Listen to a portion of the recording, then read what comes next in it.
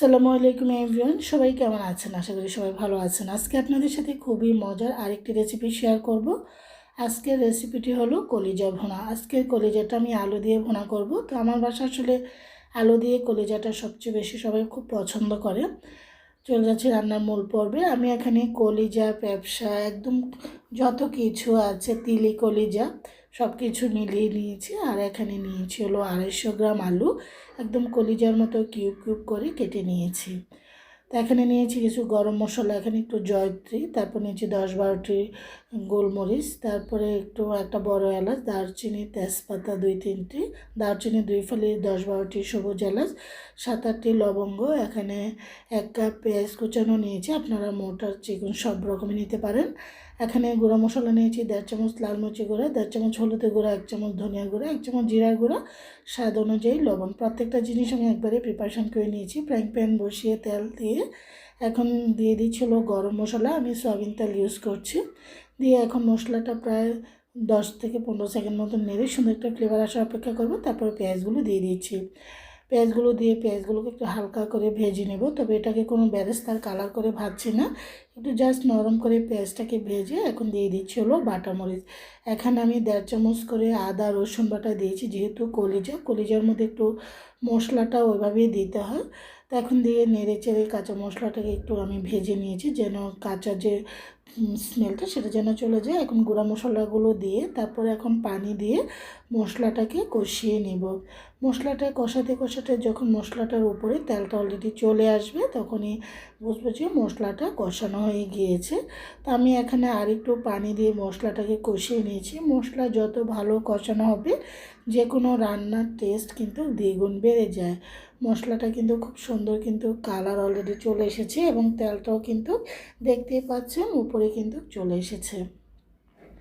আর কলিজা ভুনা আসলে এমন খেতে অনেক বেশি ভালো লাগে। তো আমি কলিজাগুলোকে আগে একটু হলুদ দিয়ে সিদ্ধ করে নিয়েছিলাম, আর এটা বেশিক্ষণ লাগবে না রান্না হতে। মশলাটা কষানো হয়ে যাওয়ার পর আমি এখানে দিয়ে দিয়েছিল কলিজাগুলো। তো আমি আপনাদেরকে সিদ্ধটা দেখালাম না, এটা আমরা সবাই পারি। এটাকে আমি একটু হলুদ দিয়ে সিদ্ধ করে নিয়েছি।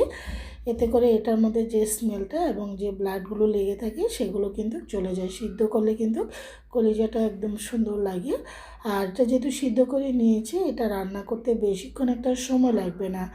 দেখুন খুব সুন্দর একটা ফ্লেভার কিন্তু অলরেডি চলে এসেছে, আমি একাই উপভোগ করছি।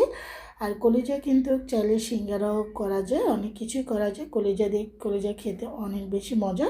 তো আমি কলিজার সিঙ্গারাও করবো, একসময় আপনাদেরকে দেখাবো। তো এখন এটাকে নেড়ে চেড়ে কষিয়ে নিয়ে তখন সে আগের থেকে কেটে রাখা আলুগুলো দিয়ে দিচ্ছি। তো আলুটা প্রথমত দিনে আমি প্রথমে কলিজাগুলোকে অনেকক্ষণ পর্যন্ত একটু ভেজে নিয়েছি মশলাটার মধ্যে। এতে করে কলিজাটার টেস্ট কিন্তু দ্বিগুণ বেড়ে যায়। আলুগুলো দিয়ে এখন আলুটার সাথে কলিজাটা মিক্স করে আমি এটাকেও কষিয়ে নিচ্ছি। তো আপনারা যারা অপছন্দ করেন আলুটাকে স্কিপ করতে পারেন, আমার বাসায় একটু পছন্দ করি, সেই জন্যই আমি আলুটা দিয়েছি। ঢাকনা দিয়ে ঢেকে আমি কিছুক্ষণ রান্না করে আবারও চলে এসেছি। এটাকে নেড়ে চেড়ে নিচ্ছি।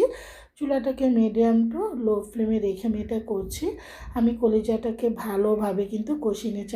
আমি অনেকক্ষণ পর্যন্ত কলিজা কষিয়েছি। আমি সবসময় রান্না করলে কলিজাটা একটু ভালো করে কিন্তু কষিয়ে লাল লাল করে ভেজে নিই, তারপরে পানি প্রয়োজন হলে দিই। যদিও আমি পানি পরে দিব, সেই জন্য আমি অনেকক্ষণ, বললাম না যে একদম লাল লাল করে নেওয়ার পরে তারপর পানি দিয়েছি। এই যে দেখুন খুব সুন্দর যখন একটা স্মেল চলে এসেছে, তখন আমি এখানে পানিটা অ্যাড করেছি। তবে পানি বেশি দিব না, যেহেতু আমি এটার মধ্যে ঝোল রাখবো না, সেজন্য আমি ওইভাবে কিন্তু পানিটা অ্যাড করেছি। নেড়ে চেড়ে এখন ঢাকনা দিয়ে ঢেকে কলিজাটা আলুটা আরও ভালোভাবে সিদ্ধ হওয়ার জন্য অপেক্ষা করছি। কলিজাটা আস্তে আস্তে হয়ে এসছে, আবারও নেড়ে চেড়ে দিয়েছি। আর এত সুন্দর গন্ধ বের হচ্ছে।